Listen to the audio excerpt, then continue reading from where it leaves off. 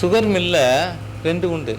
Sugar மில்லில் நீங்கள் வந்து கரும்பை உள்ளே கொடுத்தோம், சக்கையை தனியாக போட்டுரும், தண்ணி தனியாக போயிடும். தண்ணியில் வந்து சுகரை பிடிச்சி மொலாசஸ் தனியாக வந்துடும், இந்த சக்கை எரிக்கிறதுக்கு போயிடும். அந்த எரித்த சாம்பல் ஃபுல்லாக மிகச்சிறப்பான சாம்பல் சத்து மற்றும் நுண்ணூட்ட சத்துக்கள் உள்ள ஒரு உரம். இது ரொம்ப கம்மியான விலை கிடைக்குது. இப்போ நான் கேட்டேன், டன்னு 50 ரூபாய்க்கு எடுத்துக்கங்கன்றாங்க.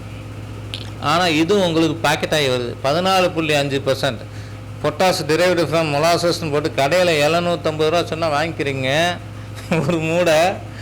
ஆனால் நேராக சுகர் மில்லில் போய் எடுக்க மாட்டேன். இப்போ திருப்பாச்சட்டி போன 1 மாதத்துக்கு முன்னாடி சொன்னேன், மடப்புரம் கோயில் பக்கத்தில் லேண்ட் இருக்குது, அவரை போய் எடுக்க சொன்னேன்.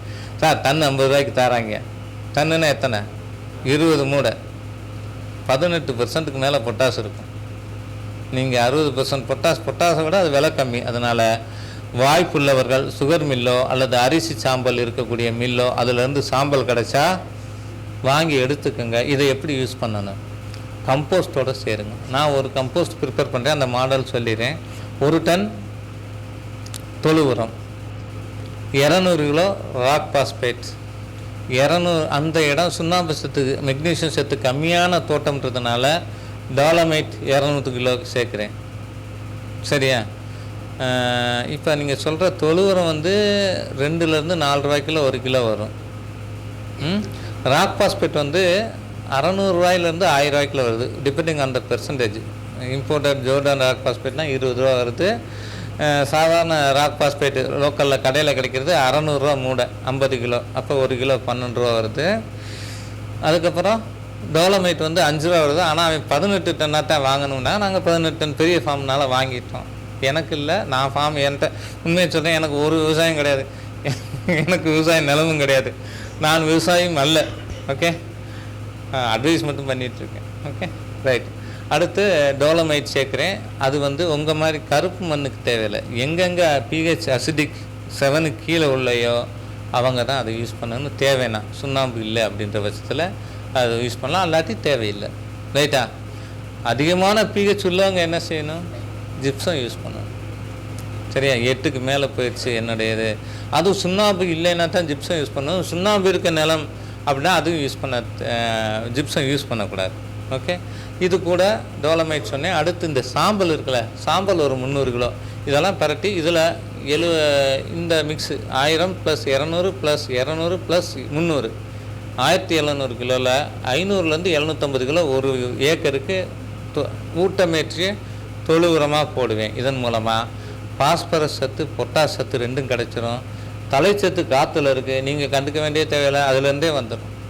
ப்ரொவைடர் நிறைய இயற்கை சத்து கொடுக்கணும். இந்த இயற்கை சத்தில் இருக்கக்கூடிய இப்போ சொன்னேன் இல்லையா, அந்த நம்ம உடம்புக்கு என்ன ஒளிச்சேர்க்கை செய்யப்பட்ட உணவு அரிசியாக வருது. அரிசியை நான் சாப்பிட்றேன், என் உடம்புல போய் ஸ்டார்ச், அரிசியை வேக வச்சு ஸ்டார்ச் ஆக்கிறேன், ஸ்டார்ச்சை சாப்பிட்றேன், உடச்சி ஊனும் உடையும் போது எனர்ஜி வருது, குளுக்கோஸ் ஆகுது. அந்த குளுக்கோஸ் வந்து எல்லா இடத்துலையும் போய் உடைபட்டு எனர்ஜி கொடுக்குது. இதே தான் உயிரினங்களுக்கும் நுண்ணுயிர்களுக்கும் இதே முதல் தான் எனர்ஜி போகுது. அதனால் குப்பையில் இருக்கக்கூடிய குப்பை போடாமல் நான் நுண்ணுயிர் மட்டும் கொடுக்குறேன்னா என்ன அர்த்தம்? கோழி வாங்குறீங்க, என்னென்ன செய்யணும்? கோழி வாங்கி வளர்க்கணும்னா என்ன செய்யணும்? கோழிக்கு ஒரு இடம் கொடுக்கணும், கோழிக்கு ஒரு சாப்பாடு கொடுக்கணும், கோழிக்கு தண்ணி கொடுக்கணும். சரியா?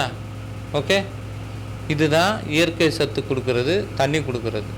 அப்புறம் அதை வெட்டி தின்றக்கூடாது. வளரணும்னு நினச்சா வெட்டி திங்கிறதுன்னு என்ன? இந்த ஃபங்கஸ் ட்ரைக்கோட்ரோமா எல்லாத்தையும் கொடுத்துட்டு பின்னாடியே ஃபங்கிசைடு வாங்கி அடின்றது தான் அதை வெட்டி திங்கிறது. ஃபங்கிசைடு பாக்டீரியாலாம் அடிச்சுட்டு அசோஸ்பேர்லாம் போடுறேன், நான் ட்ரைக்கோட்ரோமா போடுறேன், வேம் போடுறேன், வேஸில் பெவீரியா போடுறேன், வெட்டிசிலியம் போடுறேன், மெட்டாரைசம் போடுறேன், பேசிலோமைசிஸ் போடுறேன், எல்லாமே ஃபங்கஸ். ரைட்டா? அதனால் இயற்கை விவசாயத்தில் வர்றவங்க ஃபஸ்ட்டு தெரிஞ்சிக்க வேண்டியது, இனிஷியலாக உங்களுக்கு பூச்சி கூடும். ஏன் கூடும்? நான் இங்கே சாப்பிட வரல, அப்படியே பக்கத்தில் ஒரு ஹோட்டலுக்கு தான் போனேன். என்ன காரணம்? இங்கே சாப்பாடு இல்லை, ஹோட்டலில் தான் இருக்குது. ஒரு பூச்சியை சாப்பிட்றதுக்கு பூச்சி வரணும்னா நாளைக்கு இங்கே வந்து ஒரு பூச்சி உக்காந்துரும், அப்புறம் சாப்பிடுவோம்னு வந்து உக்காந்துருக்குமா? இல்லை நாளை கழிச்சு இங்கே ஹோட்டல் ஆரம்பித்தாலும் ஆரம்பிப்பாங்க அப்படி நான் நின்றுட்டே இருக்க முடியுமா? எங்கே சாப்பாடு இருக்கோ அங்கே உயிரினம் போகும். அதுபோல் எங்கே பூச்சி இருக்கோ அங்கே தான் பூச்சி சாப்பிட்ற பூச்சி போகும். அப்புறம் இந்த பூச்சி கூடிரும், உணவு இல்லாமல் இது குறையும், மறுபடியும் அந்த பூச்சி கூடும், மறுபடியும் இந்த பூச்சி நல்ல உணவு சாப்பிட்டு வளரும். இப்படியே வந்து நேச்சுரல் ஈக்குலிபிரியம், இயற்கை சமநிலை அடைகிற வரைக்கும் நீங்கள் கஷ்டப்படுவீங்க. இப்போ ஒரு 10 வருஷம் இயற்கை விவசாயம் பண்ண இங்கே உங்கள் ஏரியாவில் போய் பாருங்கள், எவனுக்கு பூச்சி நோய் அப்படின்ற பிரச்சனையே இருக்காது. சரி, என்ன காரணம்? பூச்சியை சாப்பிட்ற பூச்சியும் சரியான சமநிலையை ரீச் பண்ணி இருக்கக்கூடிய இடத்த நீங்கள் அடையிற வரைக்கும் உங்களுக்கு பூச்சி நோய்கள் இருக்கும். சரியா?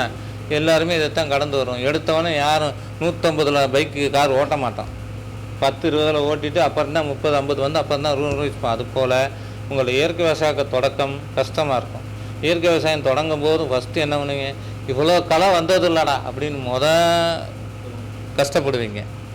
என்ன அர்த்தம்னா, களை நல்லா வளருதுனாலே உங்கள் நிலத்தோட வளம் கூடிக்கிட்டுங்கிறது அர்த்தம்.